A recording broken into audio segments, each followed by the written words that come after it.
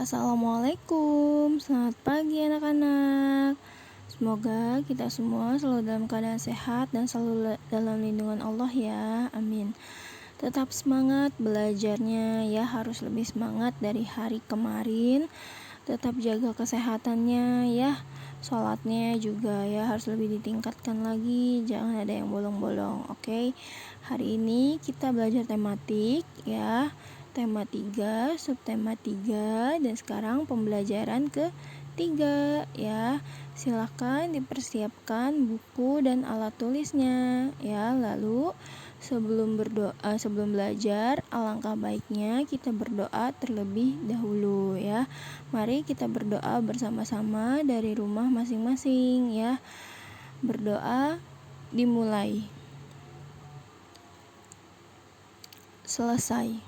Tujuan pembelajaran hari ini diharapkan siswa dengan melakukan wawancara, siswa mampu menyajikan laporan tertulis menggunakan kosakata baku dan kalimat efektif dengan sistematis. Siswa mampu menjelaskan penting penghijauan sebagai salah satu upaya pelestarian sumber daya alam dengan lengkap. Pelajaran 3 ya, yang pertama muatan bahasa Indonesia ya, laporan wawancara. Masih ingatkah kalian cara membuat laporan wawancara?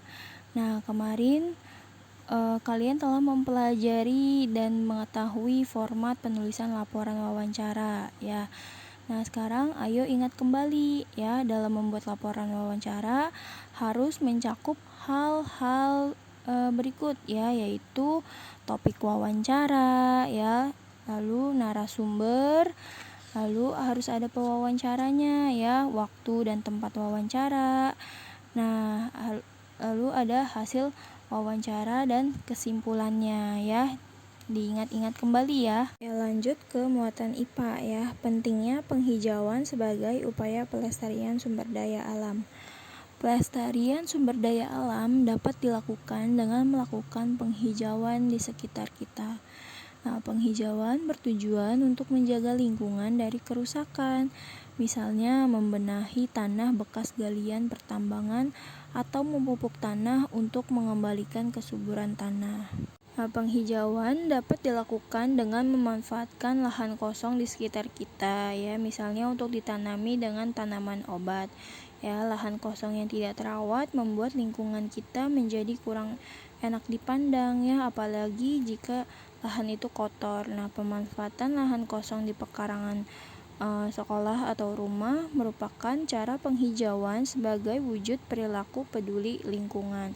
Menanam tanaman pada lahan yang sudah lama tak terawat akan menyegarkan kembali lahan atau tanah itu ya. Salah satu cara menghijaukan lahan adalah dengan menanam tumbuhan yang bermanfaat bagi kita ya. Misalnya tanaman obat keluarga. Nah, tanaman obat keluarga adalah tanaman hasil budidaya rumah yang berkhasiat sebagai obat. Nah, tanaman obat keluarga biasanya ditanam di halaman rumah, kebun, atau ladang yang tidak terlalu luas. Nah, manfaatnya apa? Manfaat dari tanaman obat keluarga adalah memenuhi keperluan keluarga akan obat-obatan sederhana dengan mudah dan praktis. Berikut contoh manfaat tanaman obat ya. Yang pertama yaitu temulawak. Nah, temulawak gambarnya seperti ini ya. Ini temulawak. Nah, temulawak ini merupakan salah satu jenis tanaman obat ya. Temulawak mempunyai manfaat yaitu untuk meningkatkan daya tahan tubuh ya, mengobati sakit kuning, diare, emah, perut kembung, pegal-pegal, dan temulawak juga bermanfaat untuk menurunkan kadar lemak darah dan mencegah penggumpalan darah ya. Nah, lalu yang kedua yaitu daun sirih ya. Daun sirih ini juga merupakan salah satu jenis tanaman obat ya. Daun sirih memiliki manfaat yaitu yang pertama sebagai obat batuk ya. Nah, kalau kalian batuk nih bisa mengobatinya dengan menggunakan daun sirih sebagai obatnya ya, dengan cara meminum rebusan air sirih. Nah, lalu manfaatnya lagi yaitu sebagai antiseptik ya, membunuh kuman. Nah, Daun sirih juga bermanfaat untuk menghentikan mimisan ya. Nah, lalu daun sirih juga bermanfaat sebagai obat kumur. Nah, selanjutnya yang ketiga yaitu daun seledri ya. Nah, ini adalah gambar daun seledri ya anak-anak, seperti ini gambar daun seledri. Nah, daun seledri ini umumnya digunakan dalam masakan ya, yaitu sebagai topping atau bahan tambahan dalam masakan. Nah, selain digunakan dalam masakan, daun seledri juga mempunyai manfaat bagi kesehatan ya. Salah satunya biasa digunakan untuk menurunkan tekanan darah, lalu dapat mencegah penyakit kanker ya. Nah, yang keempat ini ada jeruk nipis ya, gambarnya seperti ini ya, jeruk nipis.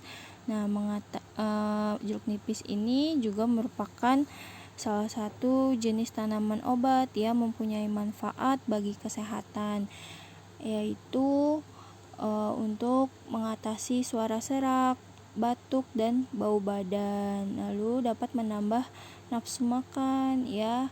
Jeruk nipis juga bermanfaat mencegah rambut rontok, ketombe ya, dapat mengobati flu dan demam juga. Nah, lalu yang kelima yaitu kunyit ya. Kunyit atau kunir merupakan salah satu jenis tanaman rempah atau obat ya.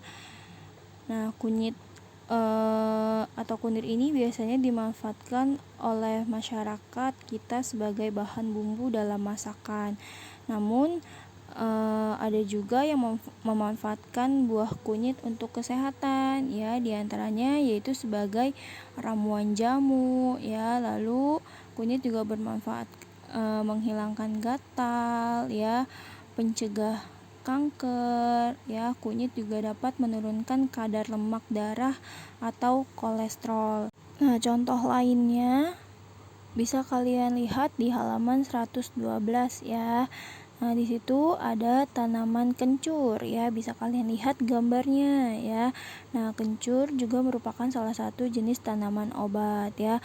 Kencur memiliki banyak manfaat untuk mengobati berbagai macam penyakit ya, seperti influenza pada bayi, masuk angin, sakit kepala, batuk, dan kesleo. Nah, lalu ada jahe ya, bisa kalian lihat gambarnya di halaman 112 ya.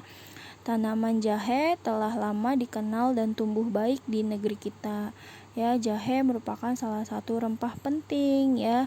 Nah, tanaman jahe memiliki banyak manfaat, antara lain yaitu sebagai bumbu masak ya, pemberi aroma dan rasa pada makanan, dan juga dapat memberi efek rasa panas dalam perut ya.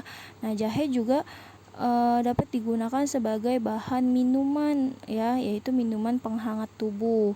Nah, selain sebagai bahan minuman, sebagai bahan makanan ya, jahe juga banyak digunakan dalam industri obat, minyak wangi, dan jamu tradisional. Nah, itu tadi beberapa contoh tanaman obat beserta manfaatnya ya. Kalian bisa cari lagi ya, bisa kalian cari tahu lagi jenis-jenis tanaman obat yang lain beserta khasiatnya ya. Nah, sekarang tugasnya halaman 113 sampai 114 ya. Nah, pada halaman 113 kalian jawab pertanyaan yang di atas ya, 3 pertanyaan di atas, yaitu yang pertama, tuliskan informasi penting yang kamu temukan dari bacaan tersebut ya, dari bacaan tanaman obat ya. Lalu apa yang akan kamu lakukan jika kamu memiliki lahan kosong? Nah, itu kalian jelaskan ya. Kalian akan melakukan apa jika memiliki lahan kosong? Nah, lalu yang ketiga, berdasarkan informasi tadi, hal baik apa yang dapat kamu terapkan dalam kehidupan sehari-hari? Nah, itu kalian jelaskan ya. Nah, lalu pada halaman 114, kalian tuliskan ya peta pikiran cara mencintai tumbuhan dan hewan. Nah, bagaimana cara mencintai tumbuhan dan hewan? Kalian tuliskan ya pada kotak-kotak yang tersedia ya. Ayo renungkan juga kalian jawab ya. Sekian materi penjelasan yang dapat Ibu sampaikan. Kurang lebihnya mohon maaf. Wabillahi taufik wal hidayah. Wassalamualaikum warahmatullahi wabarakatuh.